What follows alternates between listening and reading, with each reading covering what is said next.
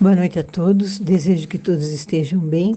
Nós vamos dar continuidade à leitura do livro Nossos Filhos São Espíritos, de autoria de Hermínio Correia de Miranda, e nós vamos ver o capítulo 9, Reflexões sobre a Adoção. Antes de dar continuidade ao texto, é preciso esclarecer que o Espiritismo não indica e não faz uso da regressão de memória.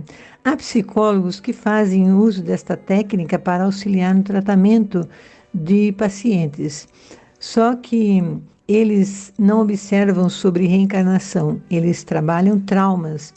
Essa psicóloga resolveu fazer uso dessa técnica de regressão de memória, possivelmente para confirmar sobre a existência da reencarnação. Lendo uma biografia dela, ficou claro que ela começou a fazer esses estudos depois do que aconteceu com ela.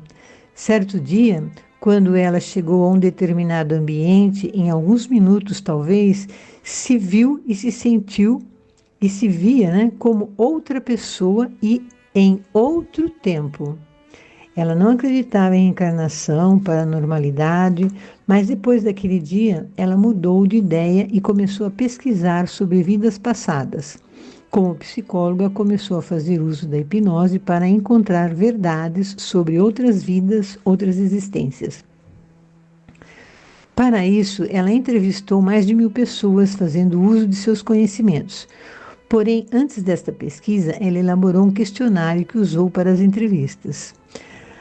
O autor deste livro fez estudos dos livros dela e trouxe dados referentes aos temas relacionados a este livro que estamos estudando, se bem que ele é espírita, ele já era espírita.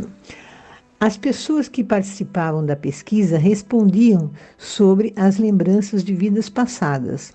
A psicóloga elabora um questionário que usava para que os participantes procurassem responder sobre o seu passado. E podem ter feito colocações que não ficam bem claras conforme os conhecimentos do Espiritismo. Então, no capítulo 9, o título desse capítulo é Reflexão sobre Adoção. Trata-se de uma regressão em que o nome da senhora não é informado. É a história de uma pessoa. Então, ela foi por 2 vezes levada pela regressão ao período pré-natal, para melhor definição de certos aspectos. Essa pessoa, uma mulher, contou a seguinte história pessoal. Porém, eu não vou ler, eu vou contar com algumas diferenças do texto, não no conteúdo, mas na forma de expressar.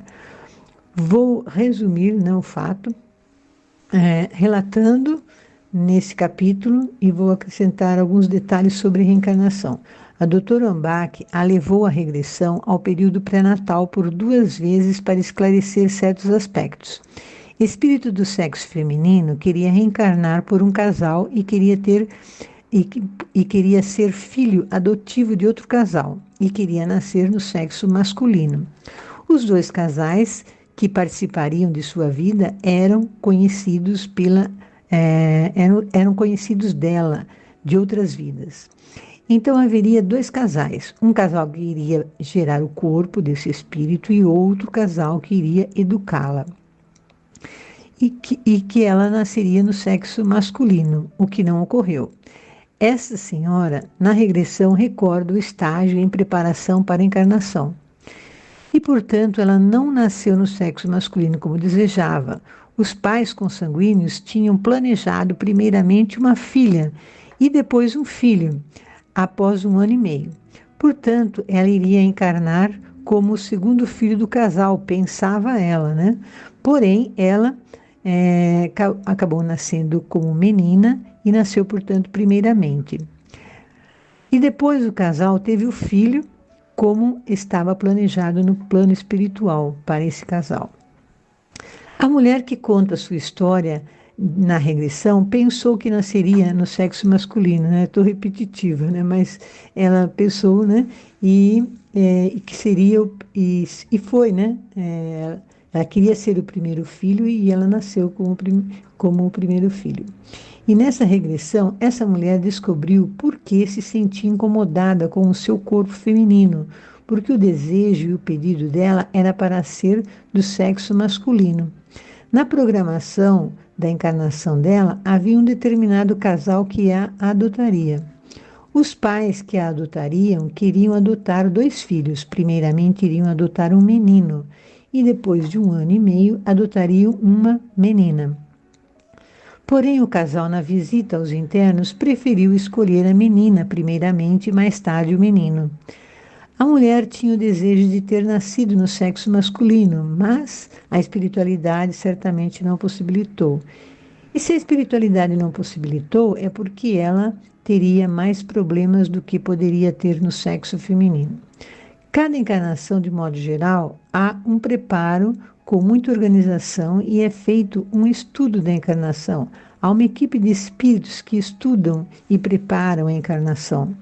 O relato é da senhora que, através da hipnose, relata suas vivências e seus pensamentos também.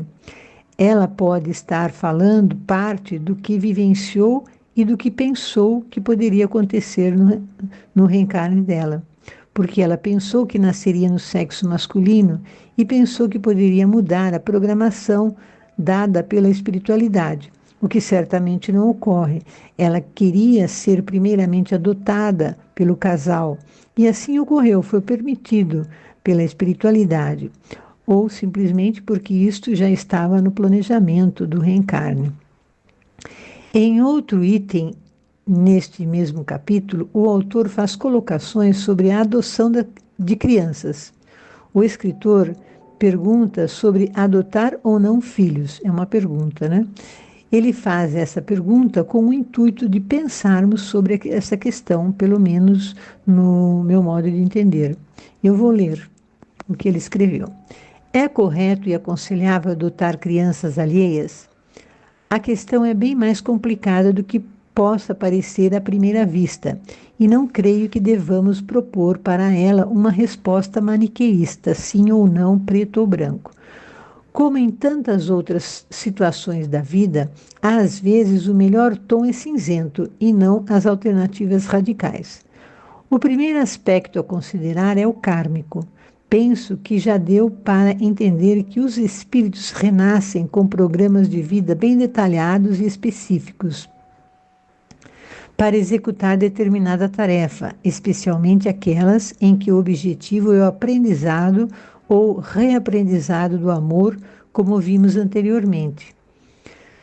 Sabemos que as leis de Deus são, ao mesmo tempo, severas e flexíveis, o que significa que não são punitivas, mas educativas, e que não impõem a correção senão na medida suportável pela pessoa, a fim de não sobrecarregá-la acima de suas forças. Se abusamos, por exemplo, da riqueza, é certo que vamos ter uma ou mais existências de pobreza e dificuldades. Se usamos a beleza física como arma ou instrumento de domínio, podemos contar com a feiura mais adiante. Se esbanjamos de modo inconsequente a saúde, virão deficiências orgânicas. Se tripudiamos sobre o amor que nos dedicaram pessoas abnegadas, é fácil prever existência futura, talvez mais de uma, em que amargaremos a solidão, o desamor, o abandono. A ação educativa vem, portanto, com os sinais trocados, na medida, extensão e teor do erro cometido. Nem mais nem menos, porque, quando erramos, produzimos automaticamente um molde está entre aspas, a ser utilizado pelos mecanismos de reparação. Por isso, a palavra karma quer dizer ação e reação, e por isso alguns autores a chamam de lei do retorno. São maneiras diferentes de explicar o mesmo conceito básico de que você é responsável por tudo quanto faz de errado e contabiliza a seu favor as boas ações praticadas, por mais insignificantes que elas sejam. Tudo conta ponto, de um lado ou de outro, negativo ou positivo. O resultado desse balanço é a medida da nossa paz interior ou dos distúrbios emocionais que ainda remanescem em nós, à espera de solução. Segue-se que o espírito que nasce sob condições adversas tem algum compromisso pendente por ali, mesmo porque a lei não impõe sacrifícios inúteis ao inocente. Na sua fantástica complexidade, contudo, a lei é também de uma lógica e paradoxal simplicidade em tudo o que movimenta. Como dissemos há pouco, ela não é de uma inflexibilidade incontornável. Por outro lado, ela não embaraça ou desestimula o exercício da caridade. Muito pelo contrário, deixa sempre espaço para que entre em ação, a qualquer momento, a lei maior do amor ao próximo. Isso quer dizer que não devemos cruzar os braços ante um doloroso caso social, ante o sofrimento alheio, a penúria, a dor, a aflição, somente porque a pessoa fez alguma coisa errada no passado e, portanto, merece o sofrimento que lhe foi imposto. Não recusemos jamais a ajuda ao que sofre, sob o raciocínio farisaico de que ele tem mesmo de sofrer para aprender. Qualquer um de nós, em semelhante situação, gostaria de um gesto de solidariedade, de amor, de ajuda, que nos aliviasse o sofrimento, por mais justo e merecido que ele seja. O amor, disse o apóstolo Pedro, cobre uma multidão de pecados. Muitas vezes é o gesto fraterno de solidariedade e compreensão que vai disparar no espírito alheio o dispositivo da aceitação, da conformação sem revolta, do estoicismo que compreendeu que os amplos territórios da felicidade começam logo ali adiante, depois de percorrido o caminho estreito e espinhoso do sofrimento regenerador. Mas, afinal de contas, devemos ou não devemos adotar crianças? Disse há pouco que não há respostas tipo preto ou branco ou uma excludente da outra. Acho que a melhor regra nesses casos é agir segundo sua intuição após ouvir no silêncio da meditação e da prece sua voz interior. Na minha opinião pessoal, entre parênteses, ele diz: atenção, pessoal, não uma regra geral ou norma, fecha aspas. A adoção é a solução humana indicada para os recém-nascidos abandonados ou para crianças entregues a asilos e orfanatos. Quanto às crianças encontradas em famílias presas a ambientes de pobreza e dificuldades, entendo que devam ser assistidas, ajudadas, orientadas, acompanhadas, porém mantidas no lugar onde estão. A transferência de uma criança de um contexto de pobreza e simplicidade para um de riqueza e sofisticação oferece insuspeitados riscos de inconveniência. Julgo necessário explicar melhor este ponto de vista. Ele coloca entre parênteses que é um ponto de vista pessoal. Eu não havia formulado um juízo concreto sobre esse problema. Certa vez, contudo, há não muito tempo, um espírito contou em nosso grupo que após uma ou mais existências em que fora daqueles de quem costumamos dizer que tem tudo, beleza, riqueza, status social ou poder, ela se viu finalmente numa vida em que foi encaminhada para a extrema pobreza, a fim de reeducar-se, pois, quando teve tudo, usou e abusou de seus poderes para errar, oprimir, impor sua vontade e fazer muita gente sofrer. Pois bem, renascida em contexto de privação, onde estava programada para levar uma vida dura, difícil, mas honesta e regeneradora, alguém a tirou dali. Era uma bela menina e a levou para criar-se em ambiente de luxo, onde novamente se perdeu, atropelada pelas antigas matrizes espirituais de que não conseguirá ainda livrar-se. Aliás, que ainda não conseguira ainda livrar-se.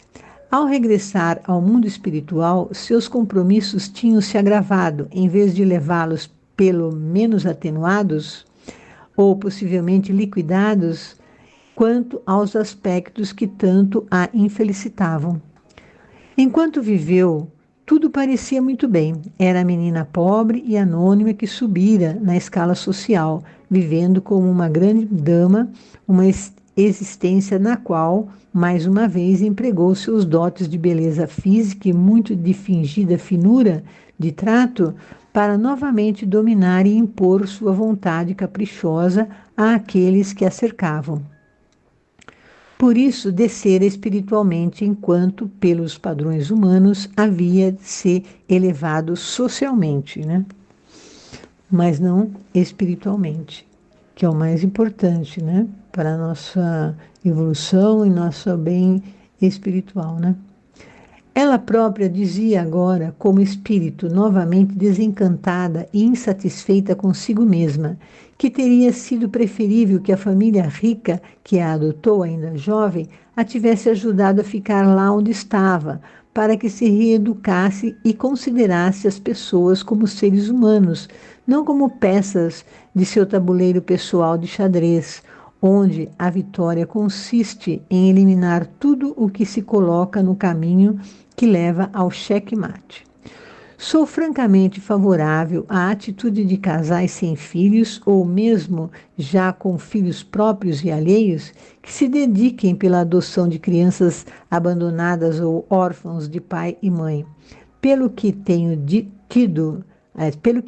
tido oportunidade de verificar no longo trato com os espíritos, muitas vezes o caminho para chegar a determinado casal passa por um nascimento desses, aparentemente fortuito e por acaso.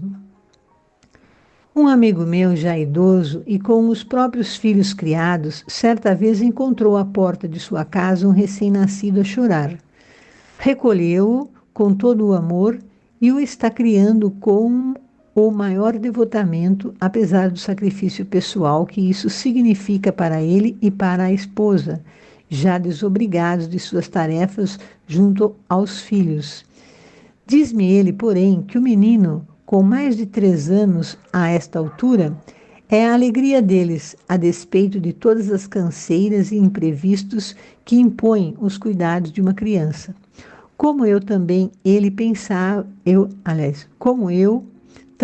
pensa que, de alguma forma misteriosa, aquele espírito estava mesmo destinado a ele, a algum vínculo deve existir a uni-los. Em outro caso, para citar apenas mais um, confirmou-se posteriormente a existência de antigas conexões do casal com a menina que, como se diz, praticamente lhes caíra ao colo. Até aqui tenho falado, neste particular, de minhas opiniões pessoais, enfatizando bem que não constituem regras gerais. Agora, não falo sobre uma norma universal, infalível, insubstituível e eterna, que é a lei do amor. Se você percebeu por aquela criança específica o suave calorzinho do amor, tome-a nos braços e deixe que o amor o inspire.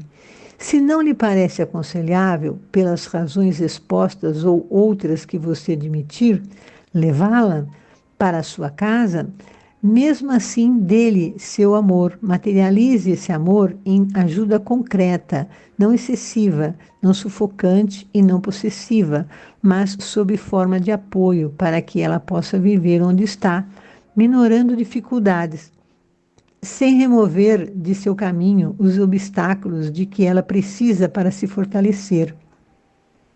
Ao aprender a superá-los, e faça o possível para não interferir com o livre arbítrio da criança e com o daqueles que a cercam. Proporcione-lhe a orientação que você entender necessária e oportuna, mas deixe as decisões finais a critério de cada um. Com isso, nos antecipamos um tanto ao nosso esquema. Voltemos um passo ou dois, porque ainda não conversamos sobre o que se passa na mente de um espírito nos dramáticos momentos em que ele está renascendo. É o que iremos ver a seguir.